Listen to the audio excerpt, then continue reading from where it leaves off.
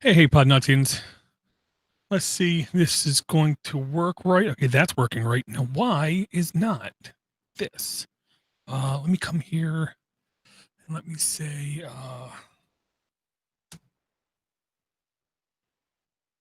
click that date. Oh, man. I want to see if I can get this, for some reason, my mumble up and running correctly so I can do what I did on, I can't remember what show I did it last time, but I was able to turn recording on and off very easily without affecting the live stream.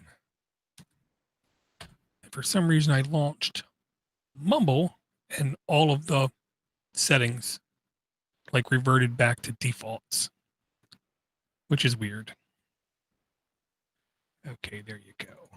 Okay, that. So come here, say add new, label, address, port.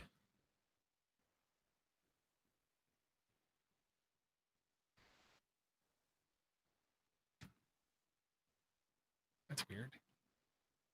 64790. 64790.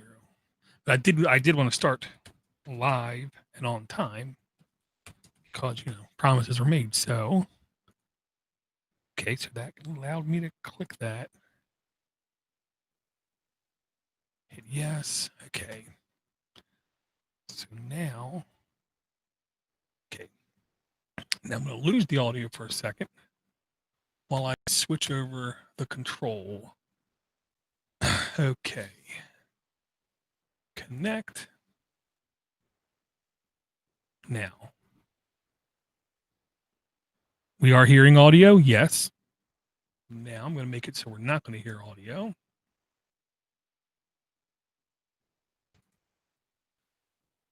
Come down here and say,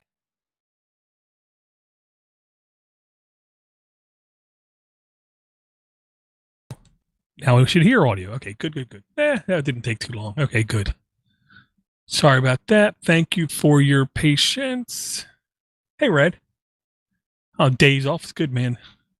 I had a really weird one of those days at work, I'll say. I got pinged. Somebody said it's a priority. I need you to look at this right now. Okay, I'm getting someone to look at this right now. I looked at it. I started looking at it, and I said, well, what's going on? He said, well, it isn't working. I said, well, how long has it been working? 5 months. I don't think you can define that as a priority if it hasn't been working in 5 months. And he just like blank stared me. Like, what? I don't understand what you mean. Okay, almost ready to actually start the actual show. Don't need to do multi-channel, but okay. DDG dash 42. Control C.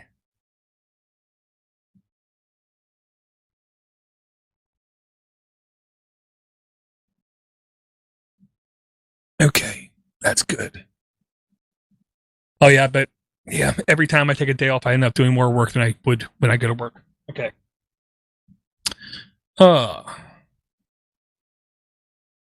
Episode 42. Oh, I knew I forgot one thing. Let me unplug that. I like having the OBS cam switching page open to where it's easier for me to use it just a touch screen and say switch camera.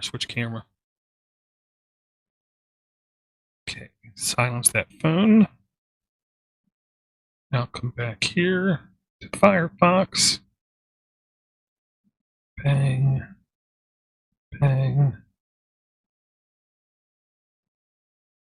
Keep screen on. Oh, a major update just landed on Firefox inside my mobile browser. I've never seen that one before. Okay. Oh, turn off the VPN. Con helps me turn off the VPN if you want to access the local network.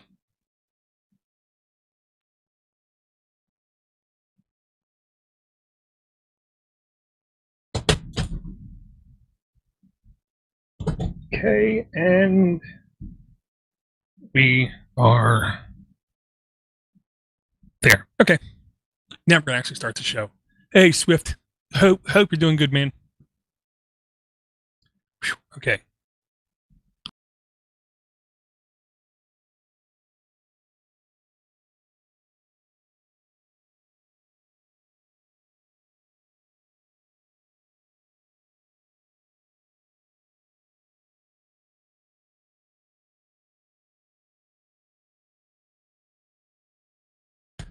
Actually, give me. I'm gonna do this. Should not take long. Copy, paste.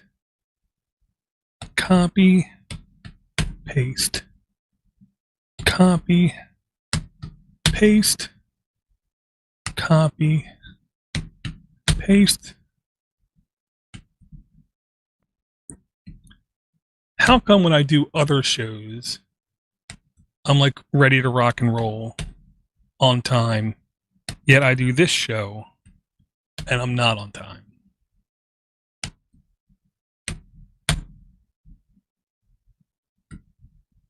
Three, two, one. Now, come back here and say, yeah.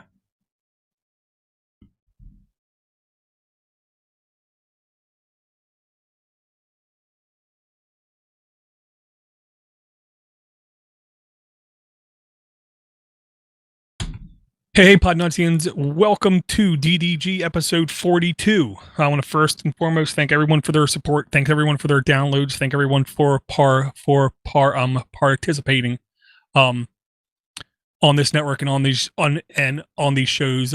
Streaming live here on YouTube. Random times is when I'll say this goes out. Currently, I have Red and Swift hanging out in the chat, live chat. And I will say Swift just got a bike. I've been listening to, I want to say Economist, BBC, and another place went over the trials and tribulations of trying to find a bike. For the last 5 months, it's been really hard. Bike manufacturing has been stalled, and people have been going crazy buying bikes. So I'm glad you were able to find a bike there, Swift. Give a quick health type update, and what I'll say is it's mixed. It's not good or bad news. It's just news. Starting January, right shoulder kept waking me up at night, hurt bad. Physical therapy, MRI. March, they said you need to see an orthopedic surgeon. COVID happened, everything got shut down. My appointment was scheduled for June or July. I want to say July. Since then, went to the orthopedist now twice. First time, he cortisone injected me in the top of my shoulder. Instantly, 95% of the pain gone, completely gone. And then went back a couple weeks later, which was just about a week ago, 2 weeks ago. And he said, well, the good news is, looking at the x-rays, looking at the MRIs, yes, you have calcium deposits on both shoulders, and you have spondylitis on your neck. None of them are life-threatening. None of them require surgery. So I thought that was good. And then he said, now the bad news is there's nothing more I can do for you. I said, what? What do you mean? He said, your rotator cuff is fine. Your joints are fine. I'm an orthopedist. I do joints. So now I got to go back to my regular primary care physician and see who else we can go talk to. I'll say my orthopedist was slightly worried at the fact that my oldest son has a autoimmune disease that's joint related. It's juvenile dermatomyositis, which is basically immune system attacking the joint itself, causing inflammation, pain, and on large, soft spots of skin, rashes. I don't have really the rashes. I just have my elbow has a weird heat type pain. I don't know how to describe it. Really weird. And I still have some pain in the shoulder, but I've been exercising at least a couple times a week, and it's been helping a hell of a lot. So the pain is 95% less, but I guess I should worry because they don't know what is causing the pain now. So I got to go back, talk to other people. Also, the doc the 2 times I went into the office, I'm in pain, and I do know pain can affect blood pressure kind of thing. And there is a true cognitive bias called white coat syndrome, where I do think a little bit to a degree when I see a doctor, my blood pressure does go up a little bit. But he said, just to be sure, he put me back on blood pressure meds after 2 years being off of them. He said, let's work through this pain thing. Let's work through all the other things, and then we'll come back and revisit it. He said, very frankly, if your blood pressure goes down, like he said, I expect it would, then we're going to take you off of it. And then I heard some like crazy good news. Hypothetically, if I get COVID, the likelihood of me being like hospital ridden is like almost 30% less because I'm on blood pressure meds. So every morning I wake up, I take one giant ibuprofen, 800 milligrams, 2 Tylenol. Now he also has me on steroids, prednisone. The orthopedic surgeon gave me a pack of steroids to take 1 week, then take, I think it was 1 or 2 weeks off, then do another pack of steroids to see if that helps. I'll try anything. I was happy he said I didn't need a knife. But I was honestly kind of shocked. I thought I needed surgery. Shows you how much I know. Me, no expert. Yeah, not at all. The one thing I want to highlight really quick is on one of my other podcasts, The Revolving Door, where all it is just reviews of all the podcasts I listen to. I try to keep the entirety of the show less than 3 minutes. Usually it's like a minute and a half, which I'm happy with. One of the podcast I went over was called Skeptoid from Skeptoid Media. And today I found out that a movie, in air quotes, that he did, it's only like 40 minutes long, strictly out of donations, he was able to do this, and it's honestly considering his donations, pretty damn high quality is what I'll say, called Principles of Curiosity, a guide to critical thinking. Came out today, and I made me and my kids sit down and watch it in its entirety. And during it, we paused and we talked and we asked questions, kind of thing, back and forth. And I'll just say it like this: this is meant for common people or younger people to just look, listen, and see if you need to learn something or if you can learn something from it. And to me, the best thing that it like kind of does is it just encourages people to ask questions. To me, there's nothing wrong with asking questions, because the truth can always be questioned because there's an answer to it, kind of thing. And that's like one of my core beliefs when it comes to skepticism. I will say huge differences between skepticism and cynicism, and I make sure my kids know the answer, what's the difference, and define each one of them. Because to be a cynic is not good. To be skeptical, I think, is perfectly fine.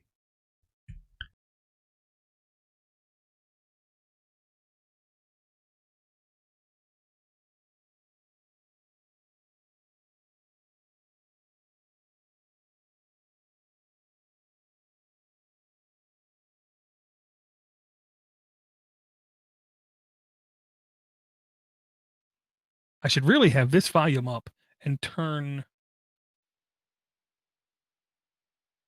the mumble output down. Yeah. Now this is working. Okay. Now I can talk to you guys, stop the recording, and just set up the next thing and read the notes, because I'm terrible at the chat. I'm terrible at reading the chat. So I figured that's a good way for me to read the chat. I did it on Android app apps. That's what I did. Or I did like this, and it worked well, I thought.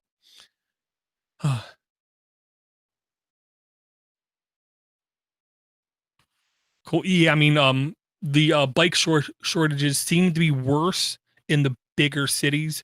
Baltimore's not a big city, but I know 2 people that said they couldn't find one for like 3-4 weeks, and they were like able to find one at like a yard sale kind of thing. Yeah, I know. I believe it's like a derivative of prednisone is what I'll say, Red. And I when I'm doing what a doctor says, I'm not doing it because I like to do it. I'm doing it because I don't want to see the doctor again at all. At all. Yeah, I definitely encourage people to check out this Principles of Curiosity. I think it's really good. It was a good thing to watch, to be honest. I think with kids or other people just so we can sit down and have like intelligent conversations. I know I'm weird. Okay, but I also wanted to say, yeah. So now I just simply double tap and then I'm recording again. And I will say, if this kind of content at all interests you, tangent, two people last week joined another place where I was on, and they both thought I was a bot because I'm so dry, and I constantly post articles and stuff I find. While I do consume more than 24 hours worth of podcasts in basically a day, I also find a lot of time to do research, follow my RSS links, and then investigate some of the links I find curious, is what I'll say. So if these kinds of things interest you at all, you can join us on Discord. Link should be in the notes. But just a warning: you come in, you say really something like really stupid, you're going to get called out by it. Just and what I forgot to say on the last DDG, I guess my volume is too low. We had a guy come in and say, is this the kind of, in air quotes, respect I get after supporting you for 14 years? What he didn't realize was the guy, well, first off, Podnutz hasn't existed for 14 years. So I don't know where he got the 14 years from. But the guy he was insulting was a guy who was around helping out back in the day of Linux Basics. So I'm pretty sure I'm going to support the guy who's been around longer. It's just, the truth.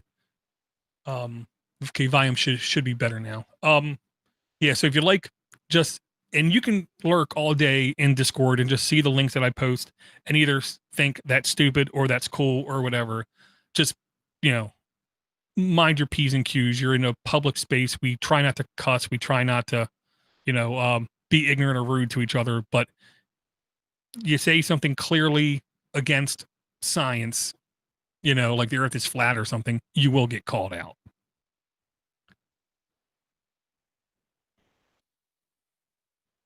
Thank you for the heads up, Swift. Okay, that was that one. Yeah. Okay. And now this is backwards. I'm actually doing this backwards. That's okay.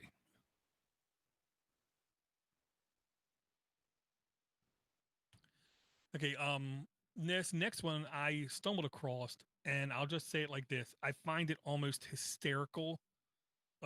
This is on distractify.com, and it's stuff about the 1918 pandemic, the, in air quotes, Spanish flu. Long story short, if you guys don't know, the reason it's called the Spanish flu, and I'm really hoping I'm not repeating myself, is other countries lied and hid their numbers. They didn't want to tell people how much, um, flu they were getting. Um, and Spain was being very honest, and they put all their numbers out there in the public. That's why everyone called it the Spanish flu. Because they were honest. Go figure. Almost like Florida Man, like how Florida Man's not a real thing either. Florida Man is just the fact that Florida has laws in the books that says anytime a police action is taken, it has to be like printed in clear text where everybody can read it.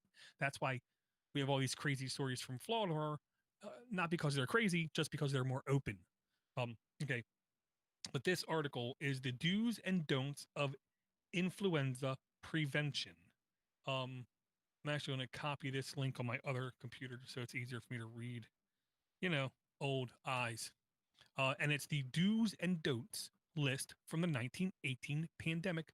Proves we've learned absolutely nothing in 100 years, which is a very clickbaity, inaccurate thing to say. Okay.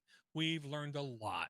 We were able to literally map out the genome of this virus in less than 36 hours and spread it all over the world.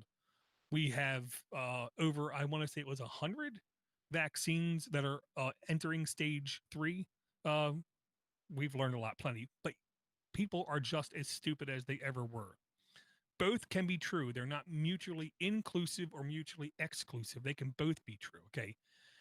And there was a pamphlet that was handed out that said things like this: wear a mask, live in a clean, healthy life, keep pores open. Well, that's not really important. Bathe frequently, kind of like, yeah, and there it is. Wash your hands before each meal. Um, down towards the bottom, it says, do not disregard the advice of a specialist just because you do not understand.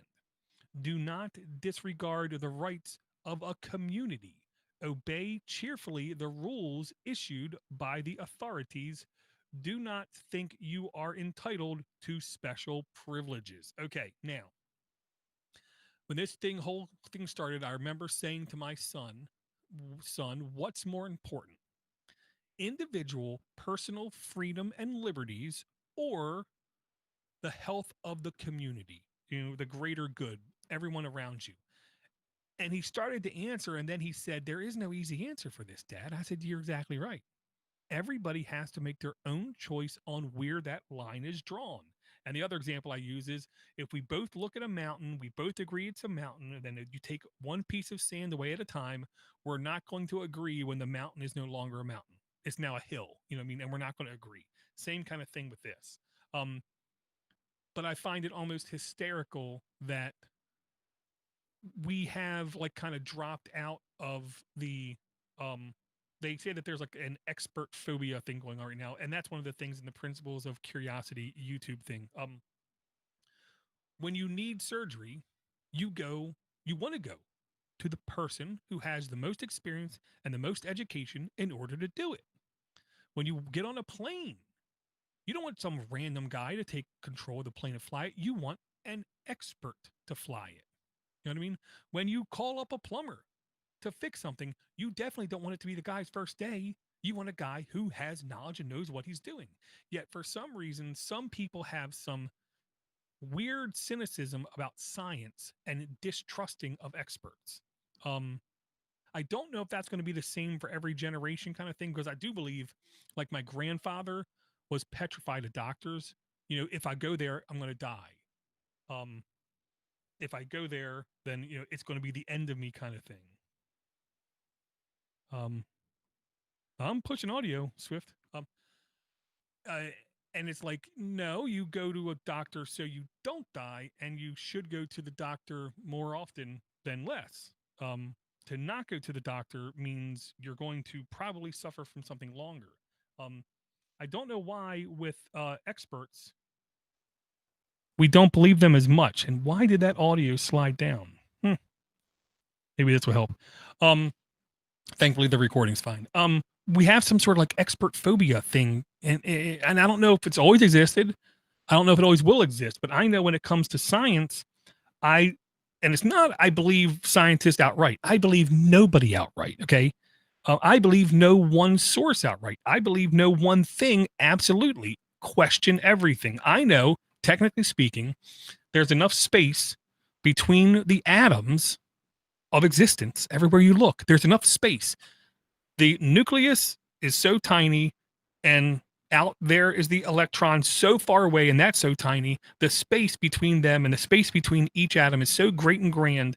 When I sit in a chair, I should pass through it, but I don't, because scientists have proven the electrical force that happens. Like when you pinch your fingers, the dirty secret is your fingers never touch. You actually can't touch anything. You think that when you kiss somebody, your lips are touching them.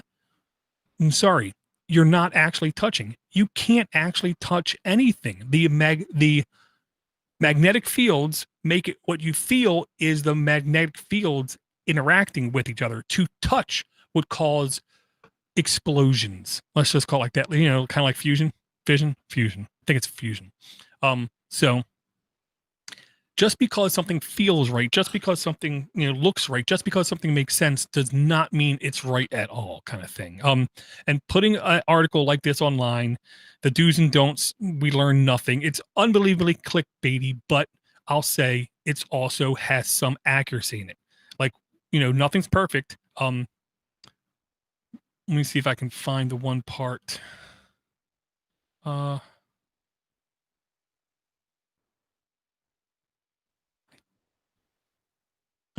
Yeah. It said, the article is, there's also a tweet from somebody where it says, a crowd at a Georgia Tech football game, Georgia, talking to you, crowd at a Georgia Tech football game during the 1918 Spanish flu outbreak. And then they show people sitting close to one another wearing a mask, and it's like people grew sick of social distancing measures as they dragged on to the summer of 1918, when the Great War finally ended in late November. People celebrated in the streets for like taking off the mask and kind of thing. Quarantine fatigue, it's a real thing. All these things are real, kind of thing. But that doesn't mean you have to, like enjoy them and basically like revel in now, we're not doing any distance anymore. And I won't call it social distancing. It's physical distancing. Socially, we're tighter than ever. Okay. It's physical distancing. So it's just like this, the old adage, the more things change, the more they stay the same, to a degree. Yeah, to a degree. But I will tell you, if this happened even 15 years ago, 20 years ago, the internet was not close to as mature as it is now. We would have been so much more miserable. And I'll say, if you like hearing positive things, I know I said this once at least before. If you like hearing positive things and you're tired of reading about riots, you're tired of reading about murder, you're tired of reading about racism, you're tired of hearing about this politician's bad, that politician is evil, if you're tired of hearing what Facebook pushes at you, all the bad news, I cannot state it loud enough, you really should check out HumanProgressorg. It's not the best site ever, nor is it perfect site ever, nor is it the most unbiased website ever. I'm going to get to that. But it is a good, positive website is the way that I put it. There's a new term they classified since the beginning of the pandemic called doom scrolling, where you just sit there on your Instagram feed or Facebook stream or Twitter thing, and you just instantly like nonstop scroll, and all it is we're all going to die. This is horrible. Da, da, da, da, da, da, da. Doom scrolling. If you don't want to doom scroll, if you want to actually hear like some decent stuff, some good news, then you really should check out HumanProgressorg. 3 of the things that they highlight, it's a reoccurring thing. Well, 4 of the things is they have quizzes. Quizzes are always at the top. And it's like, how much do you know about deforestation? How much do you know about vaccines? How much do you know about women's suffrage? Basically quizzing you to see, how sharp you are on these things, because more than likely, you know less than you think you know. Another reoccurring thing is the COVID tonic, which is a YouTube video series that is also now a podcast. And if anybody knows the history of the word tonic, it was a cure-all. You would go and you would have the snake oil salesman selling you a tonic to cure baldness, a tonic to cure sleepiness, all these kind of things. So this show is called the COVID tonic. And what they're basically trying to do is to talk rational about what is happening, about the good things that are happening out of this. The fact that so many places are working together to get things done is honestly amazing.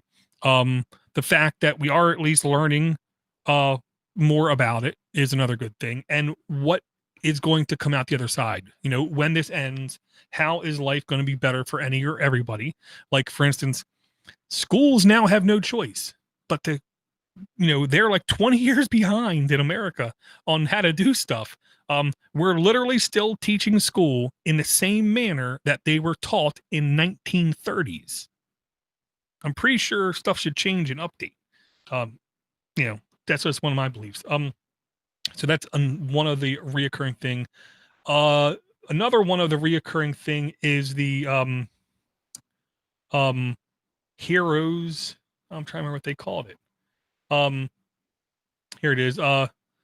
Centers of progress, where they go over things in the past that really caused things to make leaps and bounds of improvements over time. And it wasn't like they were doing it on purpose. It was just they had no choice because things were innovating at a quick pace. The other thing is a torch of progress, where they basically talk to people who are innovating right now. Innovating stops for nobody, for nothing. We keep innovating more and more, especially if you have us sitting in our home, not able to leave for a large amount of times. We're going to innovate. Okay. And then they have the random stuff like this. Elon Musk to unveil the Neuralink progress this week.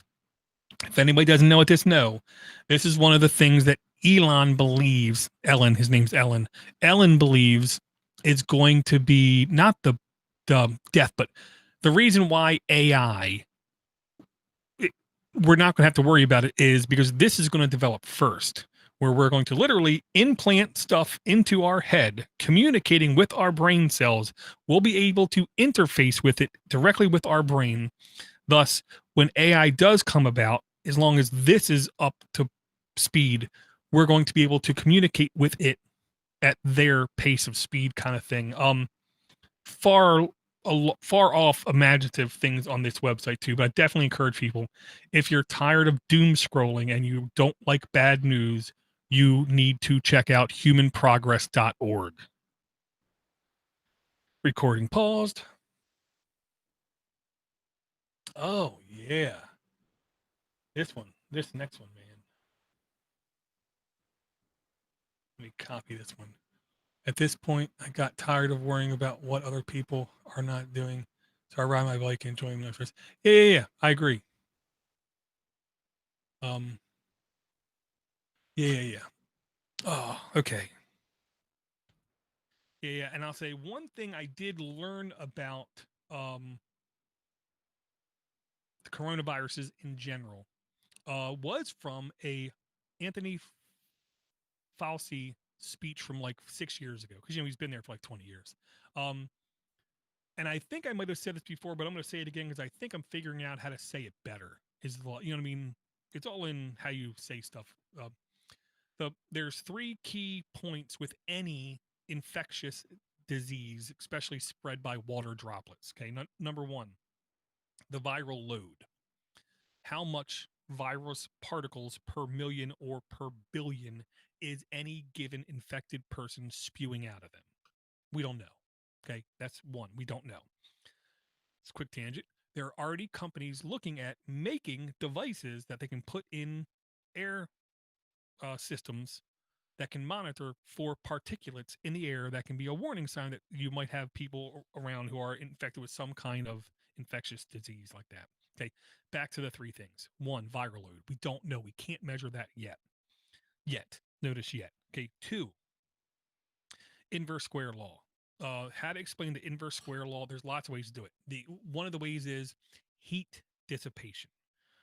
When you go up to a burner on your stove, you feel nothing, and then all of a sudden you feel a lot of heat. Okay. Inverse square law means when you get twice as close, it gets more than twice as hot. Actually gets 4 times as hot. Same thing with the sun. If you go twice as far away from our sun, it looks 4 times dimmer. That's the inverse square law. So when you're closer to something, it very quickly ramps up. The other one is a magnet. You know how you can have 2 magnets and you feel nothing and you feel nothing and you feel nothing, then all of a sudden they snap together because you cross that plane where the inverse square law becomes, exponentially bad. So the physically closer you are to somebody spewing a viral load, the closer you get, the more viral load you're going to get. But then the third thing, maybe the most important thing, is time. How long now there's 2 ways you can do the time thing too. 1, how long are you physically close to, why did the volume keep dropping? How close are you physically to the other person for how long? Okay. But secondly, and maybe more importantly, how long has that person been in that area? And then you're introduced to them. And here's the example I use. Both times I went to the doctor's office, to me, they did the exact wrong thing. If I was Anthony Fauci or a epidemiologist expert, how I would have said the doctor's visit should go is, Stephen, come back, go to exam room 4. Okay. You're in exam room 4. I wait there for a half an hour for the doctor. Okay. When the doctor's ready to see me, the doctor should not come in exam room 4.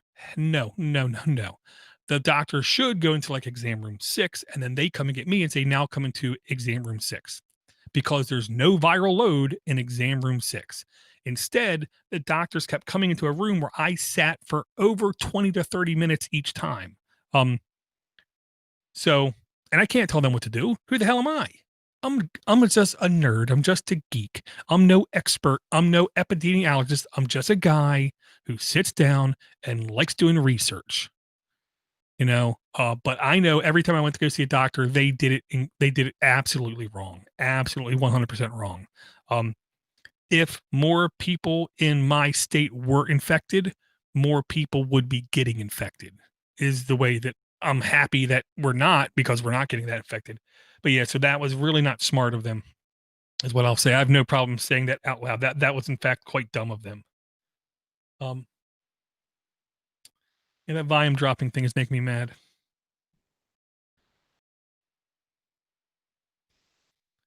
Okay, this next thing I wanted to bring only because did it again.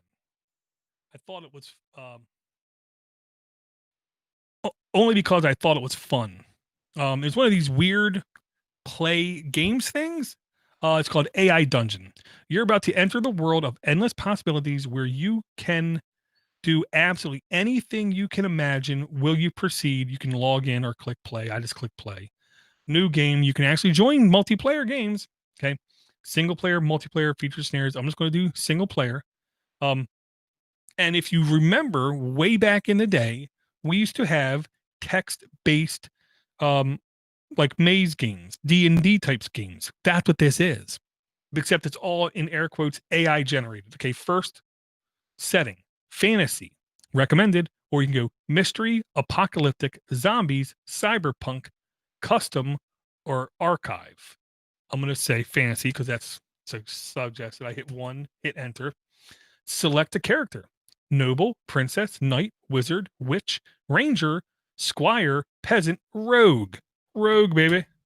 And it's literally like you're playing the old video games, except everything is generated on the fly. So every time you play this, it should be completely different.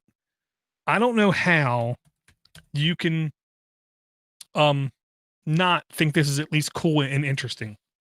For me, there's a lot of words. Whole lot of words. Words hard. Words hard to read. If they had a way that I could easily, text to speech this thing, I would like it a lot.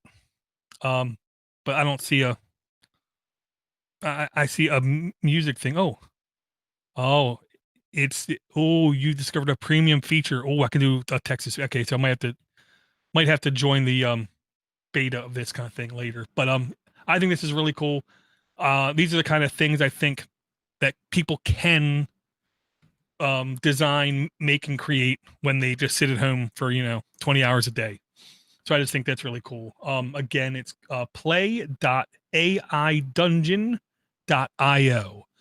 And I want to say I heard about this one. It might have been on Cool Tools, which is another podcast I think is really great. It's just makers and creators talking about things that they like to do and things they like to create.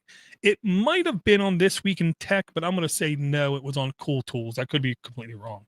I just thought this was a great find. And the only reason I'm bringing it up in this show is so now it's going to be in the notes forever, because that's where I do like all my research.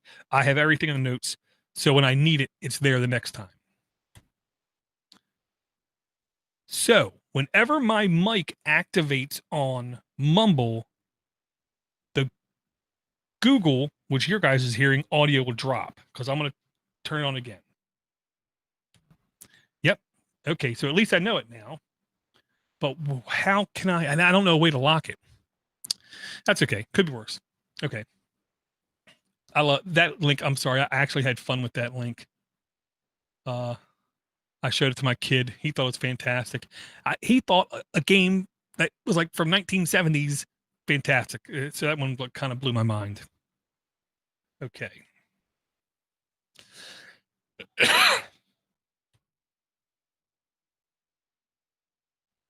Okay.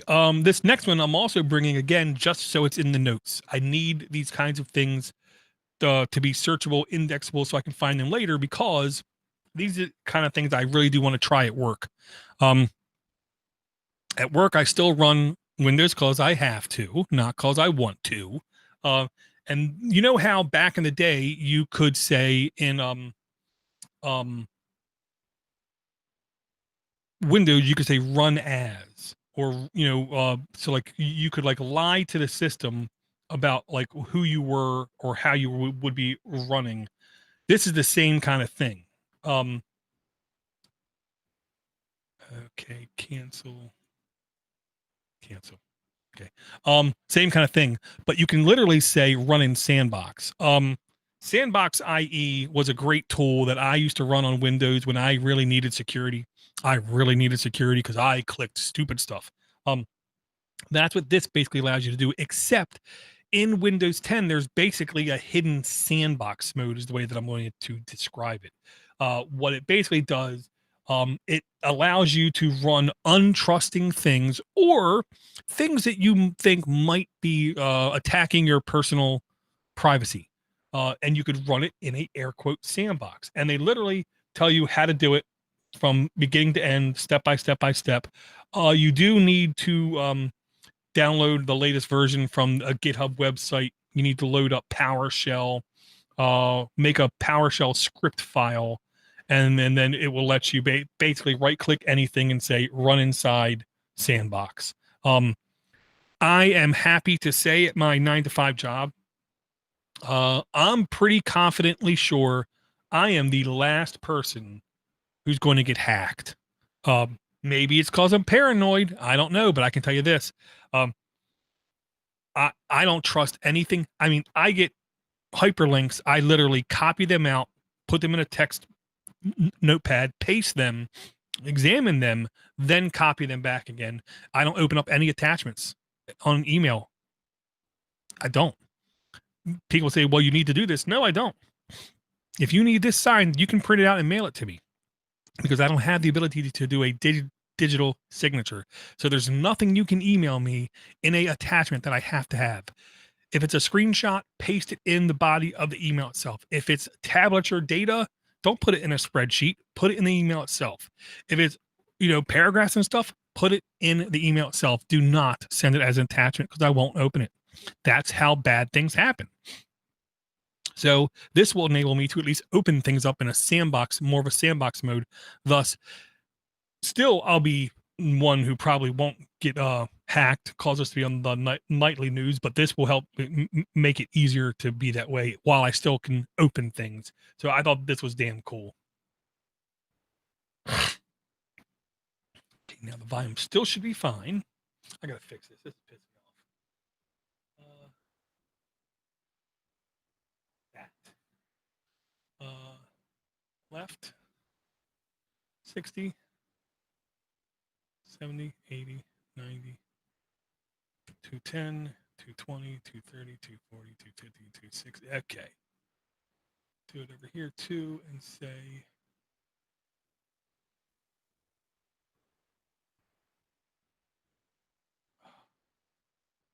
I'm gonna do the top two. That's pissed me off too.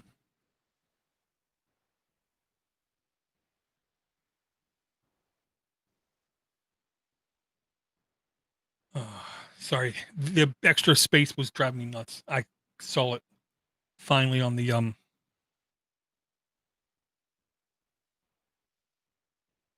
yeah, better. The black bar was driving me nuts. Sorry. I'm not OCD. Okay, so now yeah, GHX, yeah, and um I had like a between us had a meeting last week where we were talking about something public facing, and I said, look, I'm not doing the coding of this, okay, because I can't. It'll take me way too long. I'm not as good as a developer as you guys. You guys went to formal training on all this. You guys are better than me at it, but I need you to do this for me. I said, how many public facing login screens do you know of in our organization? And they're like, none. Exactly. Right. We're the only one. There's nothing written in place on how we're supposed to do this. So we're going to do this my way.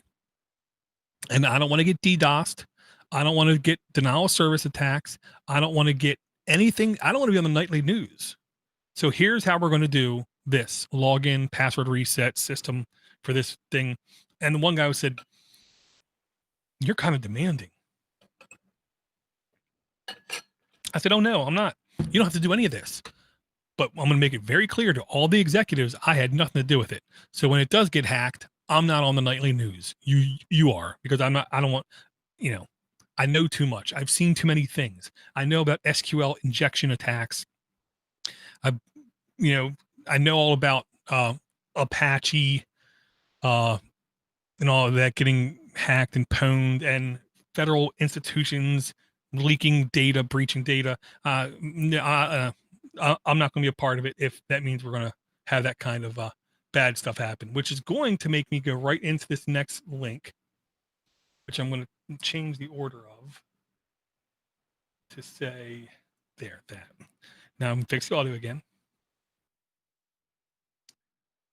Yeah, and I mean, there's no way I'm a security expert, but this one caught my eye because I think it's true, and I hate to say it. It makes me sad, but I'm pretty confidently sure this is sure. And this is on Beta News, a very clickbaity website. I got no problem saying out loud because, we all have our thing. They're just clickbaity. 96% of developers believe security harms productivity. Okay, I'm going to say that slow. 96% of developers believe security harms productivity. And in my opinion, I think that number might be a little bit low. I don't know any. I only know of like 2 developers that I know who actually understand not security, but the possible impacts of ignoring security because they've been around a long time or they've been firsthand witnesses to this. Now, they've only surveyed 165 developers, which of course we have half that in my job. Literally, I'm pretty sure we have over 80 developers in my place of employment. Yeah, seriously. And I could believe that 96% of them would say, "You slow me down. You make things difficult for me. You make it harder for me to do my job." Which is sad. We do stuff like OWASP training. OWASP training is the open 10 rules of how to do development and infrastructure, to which should stop the 10 most common ways of getting hacked and pwned. But yeah, I mean, every organization doing development needs to have a separate security team, and that separate security team needs to communicate directly with the management of the software development team, the infrastructure team, the executive team, and they need to be, honestly, they need to be held accountable for when things go wrong, but they also better also have really good plans of how to get out of it when stuff goes wrong, because it's not a question of if stuff goes wrong, but I'm pretty sure it's when stuff goes wrong. 96%, that's sad.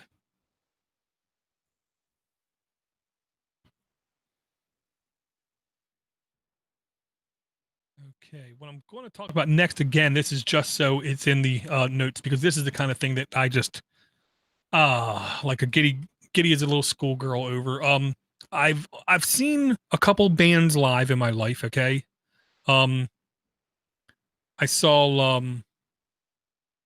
oh man,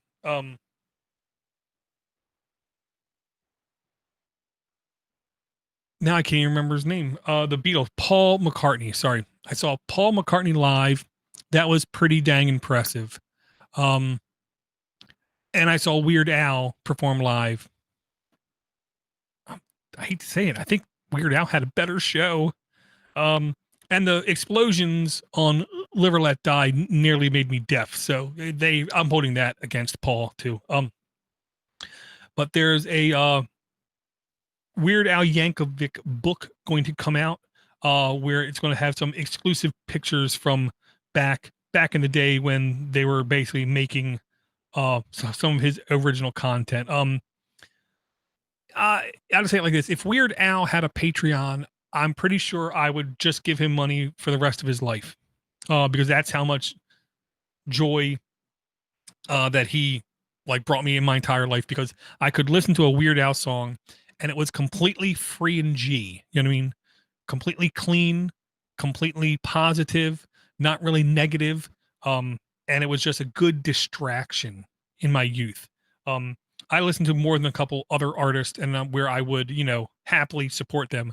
But Weird Al, I'm pretty sure I'd blindly give money for the rest of his life, because the live show is great. And every now and then I just turn on my Google Play Music, which is going away, and I just say play Weird Al, and I let it play everything that Weird Al ever created, and I don't let it play anything else. If you're a fan of Weird Al, the link will be in the notes to where you can take a look at this, and it's at ultimateclassicrock.com, which Weird Al never in his life thought he would be on a website called ultimateclassicrock.com. I think that's awesome.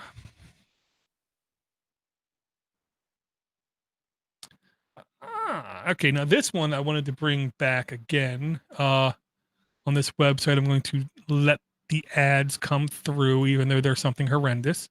And I want to say I did bring this up before, this website before, and there's a reason why I'm bringing it again. Media Bias Fact Check.com. The real reason I'm bringing this again is, everything's changing, evolving. So are like sometimes my beliefs, is the way that I'll put it. And what I noticed is I love when like half the people I know swear I'm a hard-nosed right conservative Republican person. You know what I mean? Just some old white guy. And then the other half the people I know swear that I'm some mindless leftist, love socialism, love Bernie lefty. I love when people think that, because neither of them are right. I'm somewhere in the middle. And I'm going to take that same philosophy and put it on a website like this. Now, I believe no website outright 100% without checking. Okay, period. But I like when I come to this website and I put in a different place, I'm looking at data, and I'm literally getting somebody, like one says least bias, then it says right centered, then it says conspiracy, then it says left center, then it says left center, then it says right bias, then it says right bias. The more times when the average is in the middle with this kind of result set, the more I think I'm going to like the website, is the way that I'll put it. And the website I'm looking at is the Economist. And for the Economist to have conspiracy, pseudoscience, really? Wow, that's kind of extreme. Maybe I don't want to go to technorossi.news is what I'm going to guess. So it's like, you can believe what you want to believe, but take everyone's opinion as a grain of salt. So I like this website because it can let me see everyone else's grain of salt to give me some ideas what's going on. And I will say I've sent this again to at least 100 people. About 3 in the first week got back with me. Then about, in the long run, maybe 8 or 10 people got back with me. And they all, when they put in websites, said what came back they thought was completely fair. No one said, "Oh my God, I can't believe they would think that. Oh my God, they can't believe that," which made me feel better, because some of the people I sent it to were extremely left. Some of the people I sent it to were extremely right. And when they both agree, it's kind of scary, but, could be also true. This is another thing that I absolutely love. Jonathan Nadeau and me and Knucklehead Tech and Jeff and his son, oh my Lord, Ellis, we were talking about these kinds of things back way in the day when WebRTC was a new thing. WebRTC is like a back-end protocol. I believe it's real-time communications, where it allows you to have serverless things running. And what I mean is, you can directly from one browser to another browser make a connection and exchange files, send video or audio back and forth, kind of thing, without the need of a server in the middle. Zipcall.io works even on your mobile browser, which shocked me. Basically, you can just go there, zipcall.io, click try now, create a room with any name that you want in it, and then basically just send the link to anybody else. Works on Android, iPhone, Linux, Windows, Mac, Chromium, Chrome, Firefox, Iceweasel, um, Vivaldi, Opera, Brave. I mean, it literally works on everything. I will say once in a while the site is a touch slow, but I'm not going to curse it for that. I can't use it for podcasting because everybody in the connection has to have a working mic and or camera. And my streaming rig doesn't have a working mic. It captures audio from other things, and it doesn't have a functioning camera. It connects to the camera here, so I can't use it for streaming, or else I would, because I love the idea of this. And I believe he put the entire code base up to where you could basically host it yourself if you want to. Really, really good idea is my logic. I love the idea you don't need an app. I love the idea you don't need to install anything. I love the idea you don't need anything, and the damn thing just works. So I thought that was really cool. Sort of describe me. Use Reagan. Oh. Okay, now I'm not streaming, but let me check the volume. Okay. Trust me, I understand, Red, but here's the thing. I really make Republicans mad when I tell them I agree with Reagan when it comes to um immigration policy.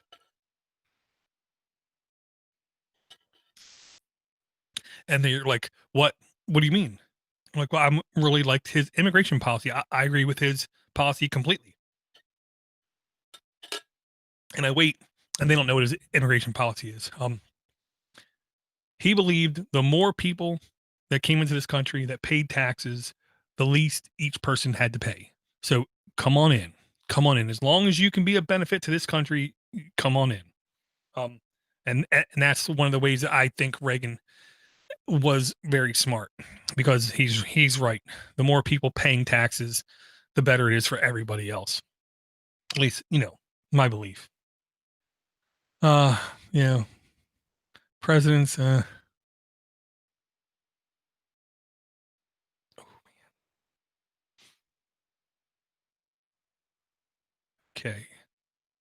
So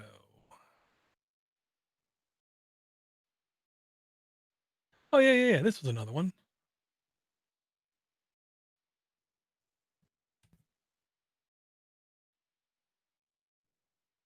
This was another example of things that I believe I did find on HumanProgressorg, even though I'm not going to say I did. I might have. These are the kind of things that a lot of people aren't hearing about. I'll say it like this. I do believe in the annals of time, the United States, one of the traits that's going to go down when people write about this country is we were giving. We were giving a lot, not just to our local church, not just to our local charity, not just in like aid to other countries, but we just give a lot. That's what we do here in America. When people in America become rich, they all seem to like just give it away. And if they don't worry about it, because history is also proven when a billionaire dies and gives his money to his kids ain't as rich. And then when they die, their kids ain't as rich either. So the money, it might take a generation or two to go back out, but that's typically what happens. So I'm okay with people being rich. If you work hard or you got lucky, congratulations, enjoy the money. But these are the kind of things that we're not really hearing about. At least I have not heard this about on anything I listen to. I listen to at least, again, 10 hours of, at least 10 to 12 hours of news a day is the way I'll put it. And it was over on the Guardian, the millionaire who rescues migrants at sea. The long and the short of it is he basically takes his multi-million-dollar yacht, out on, I want to say it was the Mediterranean, and basically helps to pick up refugees who are trying to escape from their country and go into another one.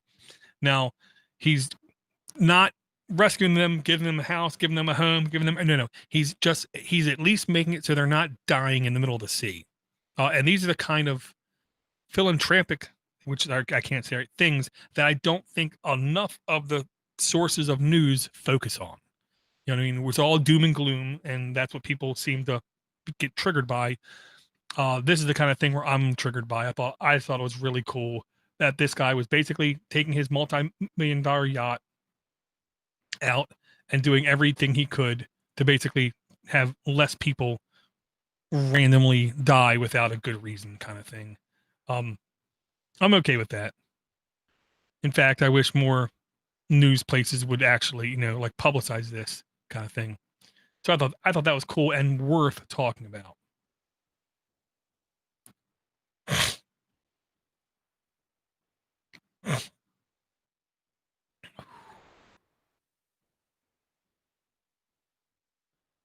Oh man. Well, I'll say ED not even close to the same as Trump. Reagan removed regulations and barriers and upped the numbers of immigration. He took, I want to say it was for each country, it was one, I think it was almost 10,000. Reagan pushed those numbers up to 1 million. He literally increased the ability for people to immigrate almost by tenfold in 1 year. Trump's wants you to come in legally, but he's not doing anything to make it easier for people.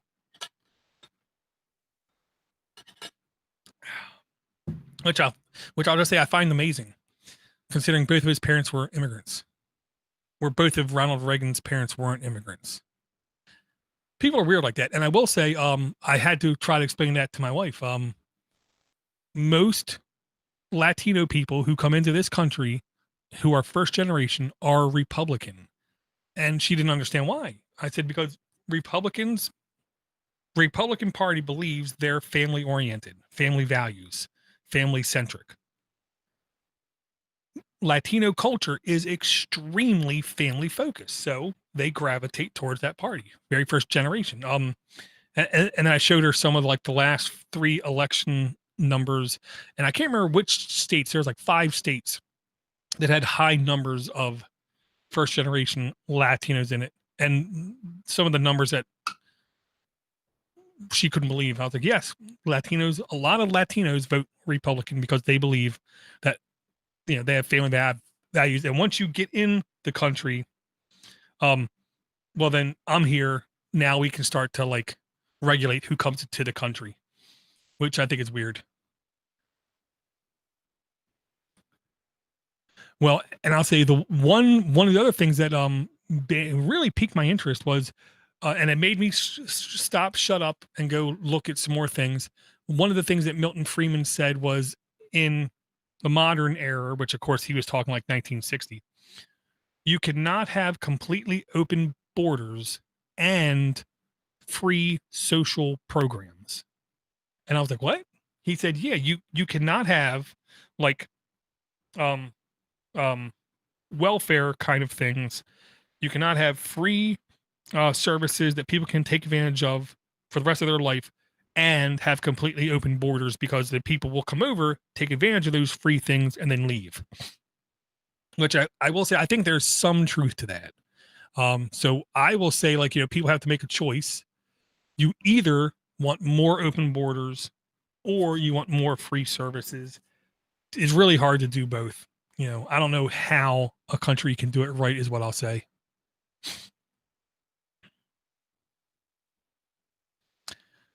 Australia also fines you if you don't vote.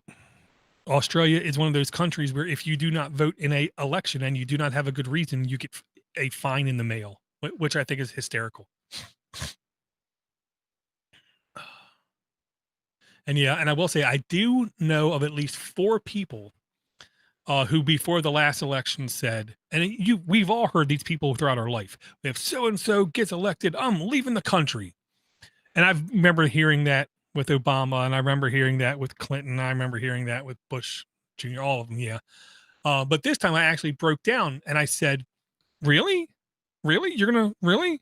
What countries are you looking into?" And then the only one that admitted that they were looking into other countries said they looked at Canada and they said, "Oh my God, I can't get into Canada unless I have a person telling me, vouching for me, say I have a job, waiting for him when he comes over, and you had to have a certain number of Canadian natives peoples to say I vouch on behalf of that person. If you don't have a job waiting for you and people vouching for you, you can't come to the country." He said, "Man, it's hard as hell to get into Canada." Yes, yes, it's actually not difficult to get into the U.S. It just takes time because we have like a lottery system where only a certain amount of people from certain areas can come in at such a rate of speed. So we it's like a governor on a car kind of thing. Oh man. Oh, so let me do this. I forgot.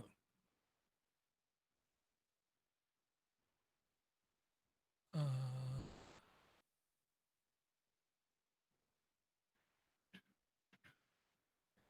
there. Okay. Now, this one I'm going to also. Yeah, I'm going to do it this one. Okay. Well, I will say I'm all over 120 episodes deep on the Revolving Door podcast. Technically speaking, I think I only have like 5 more episodes because I purposely skipped some of the shows.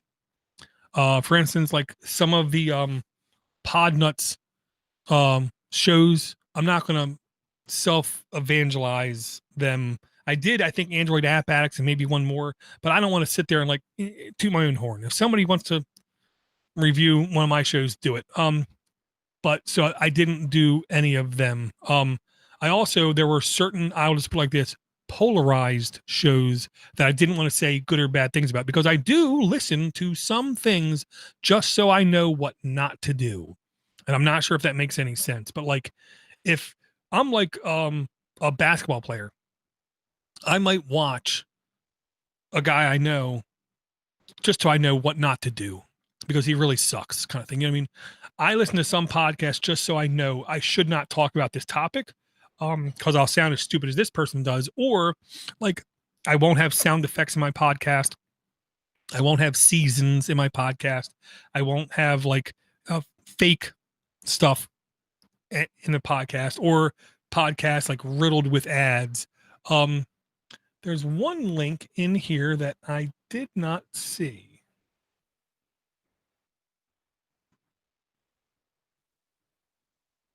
So I'm going to find it really quick because there you go. Okay. Click this, drag it down. Okay. Yeah. This is one that I wanted to make sure was in the notes again, just because it's in the notes. Ivor isn't in the chat or on because this is Tuesday night. I don't do Android App Addicts.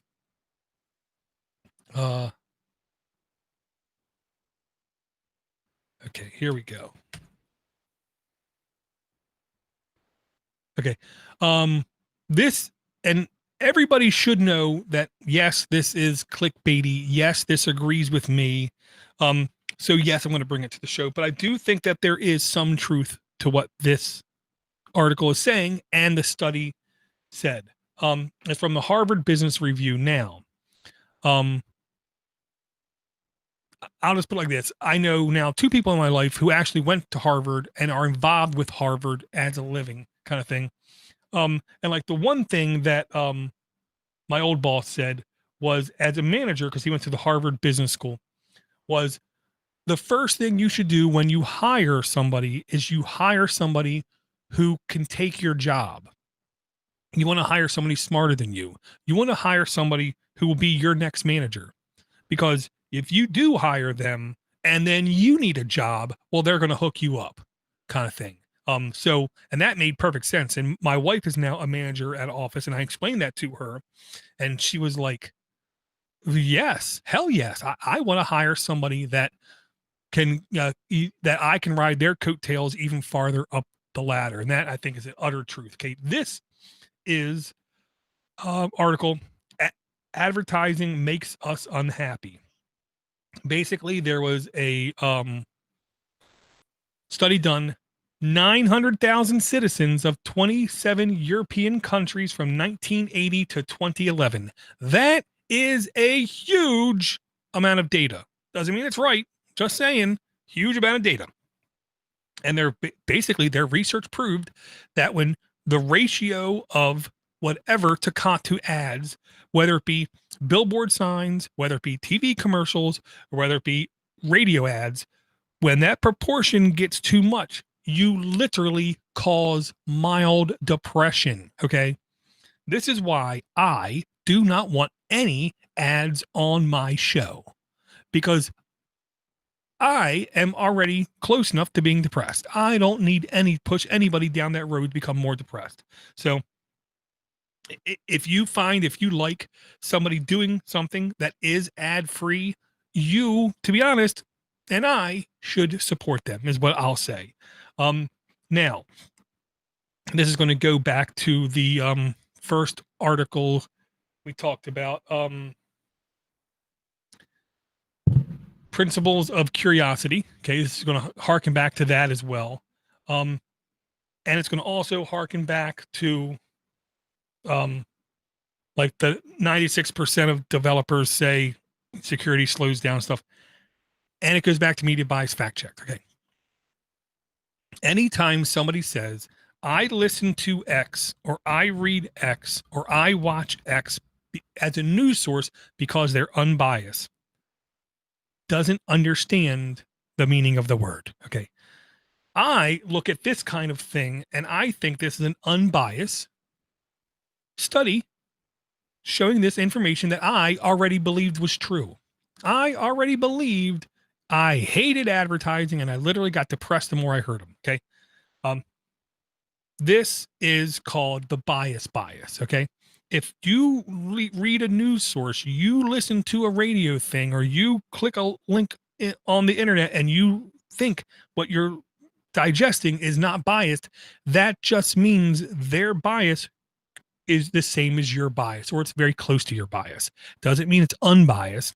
It means you think you're unbiased and you think this content is unbiased. I know that, which is why when I try to look at these things now, I don't think anything is unbiased at all, because we all have our preconceived notions, preconceived ideas, things we would like to believe, things we would like to feel, things we would like to think are true. And when we find something that basically backs us up and makes us think that what we thought all along was right, well, then there you go. That's an unbiased thing that I'm looking at right there.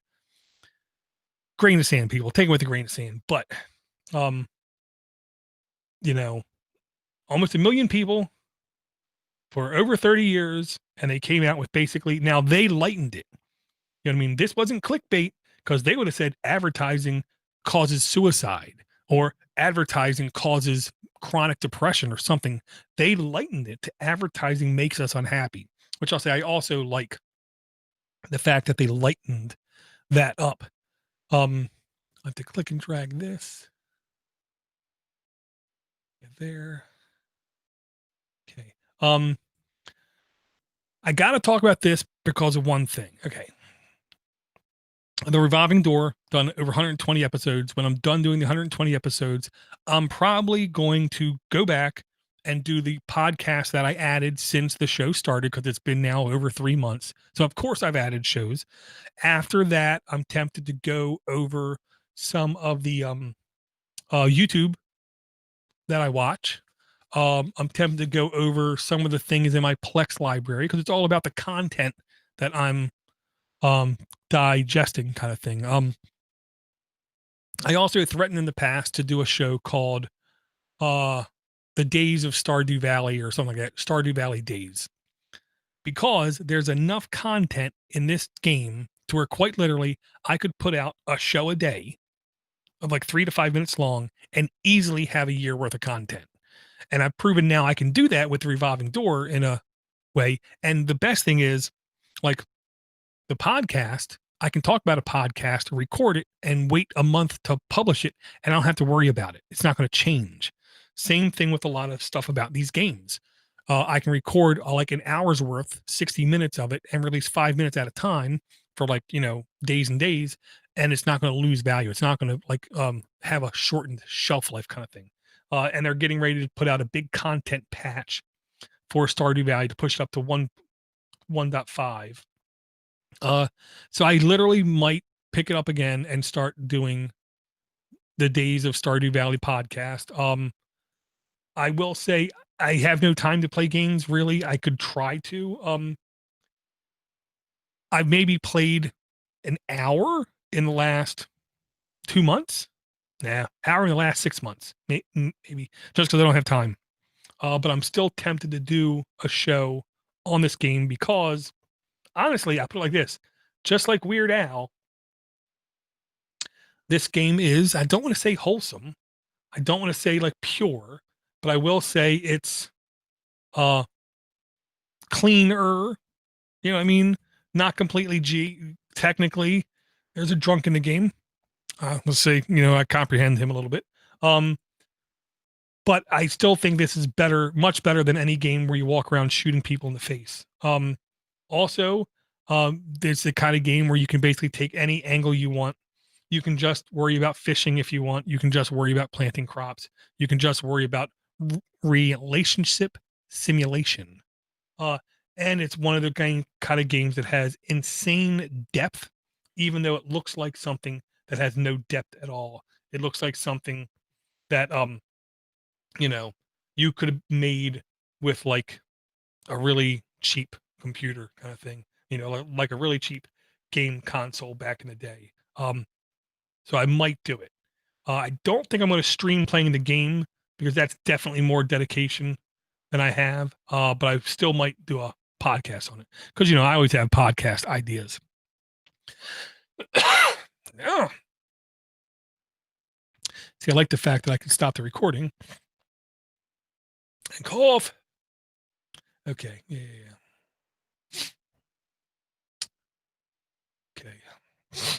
Wow. I mean, this site is like crazy ads. No wonder they want to turn the ad blocker off.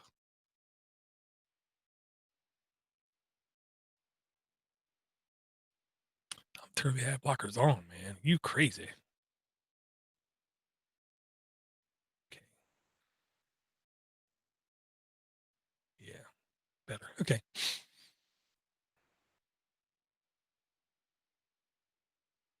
Need help disabling your ad blocker? We can help. Okay. Now we. Okay. And I wanted, this might be the last topic I bring. This is a topic heavy show. This is a link heavy show. To me, this is a kind of like proof that kind of like was said in the movie oh man, Galaxy Quest by Garth Oxhammer. What a deal. No. Never give up, never surrender was one of the lines in that movie. And nothing can slow down innovation. Nothing can slow down like people constantly making things better for other people. Like the examples I use is in America, we have the richest poor people that ever existed. Do we have poor people? Yes. I didn't say we don't. Did I say poor people don't have it hard? I didn't say that. When you're poor, everything's hard. Okay. But we have poor people who literally have cars, houses, air conditioning, cable, cell phones, and other amenities. And that's okay. That's a good thing. I want to have the richest poor people that ever existed in our country. But partially because we make so much things, the prices came down so much because we keep innovating. We keep making things cheaper, easier to make, and just so more people can have more things. Here's an example on Rutgers, UK.com, where there's a self-cleaning mask can kill viruses with heat from phone charger, researchers say. Now, long and the short of it is, we had scientists say, look, if all of a sudden everybody's wearing a paper disposable mask, There's no way we could ever possibly keep up with the manufacturing of that mask. And the amount of trash it's going to create is absolutely insane. So there has to be a better way to do it. So what this guy basically figured out was you can take a mask, make it out of a certain material, put almost like a toaster weave through it. And then when you're done using the mask for the day, you basically take it, plug it up to a USB outlet kind of thing, and it will basically bake off and kill all of the virus particles. Thus, the mask is reusable. It's actually 100% reusable. And my logic is, why not? Why can't you have a completely reusable mask? Um, this guy already went through some basic tests, and all the tests came back with, they said, absolutely flying colors. Yes, this does work as advertised, kind of thing. So basically, he's now just trying to get them produced. If we can make it so it's not disposable, and people who need a mask, you know, literally can use the same one over and over again, good, good. I mean, there has to be something good to come out of, bad times. You know what I mean? And I just think that's honestly a really smart way to do it. And I did see like 2 or 3 other ones that said basically like how you could wash them and how you could do other things to make it reusable. But this is the guy where he basically figured out how to heat the mask to basically like kill all the virus particles on it. I thought that was genius. Innovation. Innovation stops for no one. Wow, my nose is clogging up. And I really don't have any more links. Hey, Rich.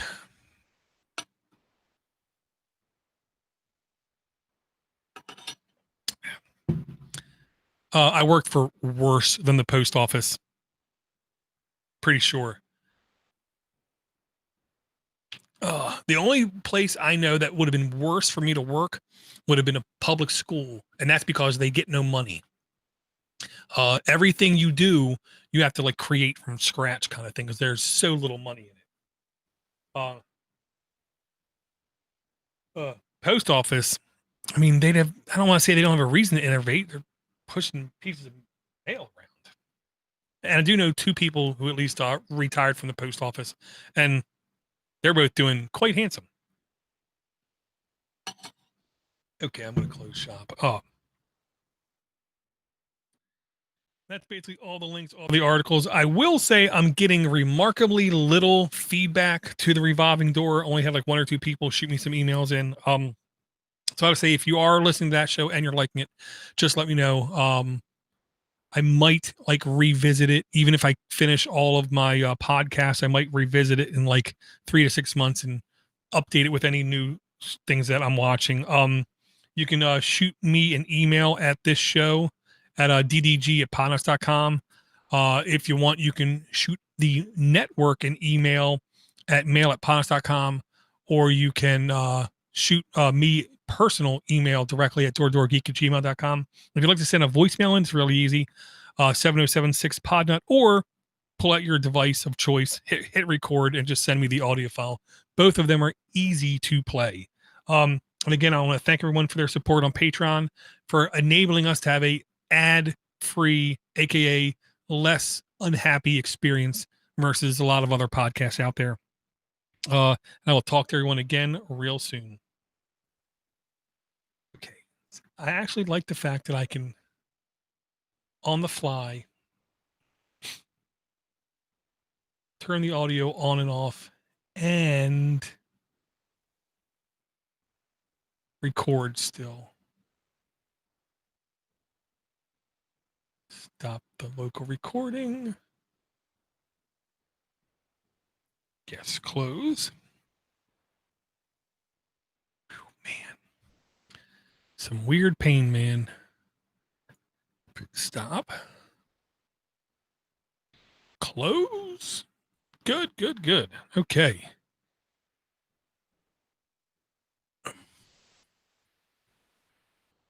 Damn, 4.5 hours. That's not fun, Red. Oh, man. Oh man. Okay, so that, okay, I can close that too. Good, good, good. I'm gonna edit this thing right away. Which makes me go here and say virtual box. Let's see if this thing works now. Because before, I don't want to say it was meat. I think I was using the other one. Where when I tried to show the screen, it would keep freezing on me. Let me first do one thing. Yep. Come here. Because I don't think we did this one. No, it was meat. Yes, it was. Your entire screen. Yeah.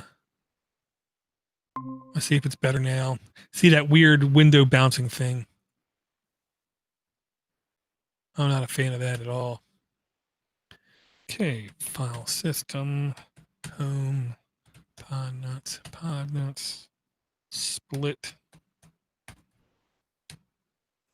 2, 168, FIDE, audio, raw, convert. Yeah, I forgot I got to do this. That is the weirdest thing how that works. Okay, let me come over here and I got to do first say, yeah. Okay. Documents.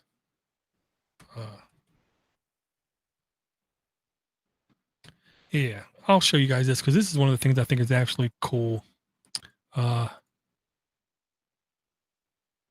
Is an example, you can get as nerdy as you want to get. Okay, I have a file sitting in my documents folder that I need moved to a different folder.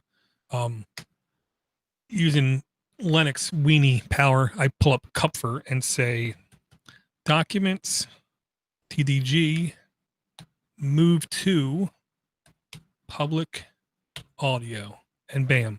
I didn't have to open up a file explorer or anything. And now if I come over here in audio, the file's there.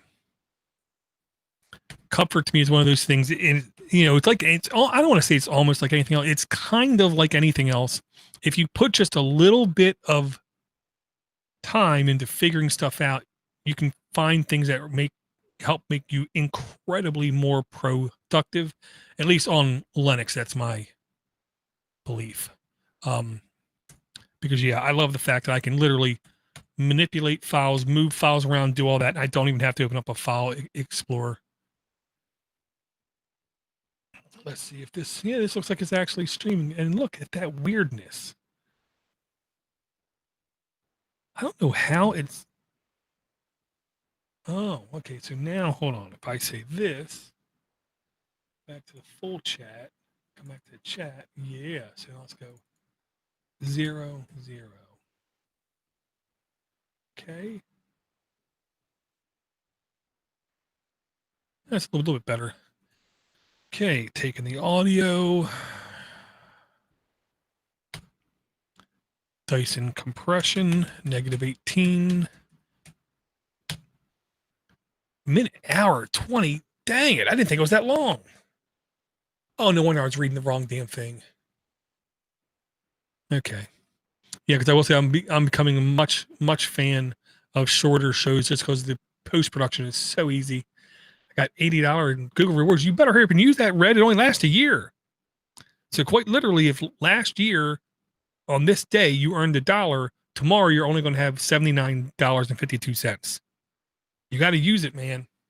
At least I think it's 1 year, maybe 2 years. But yeah. Honestly, rent movies.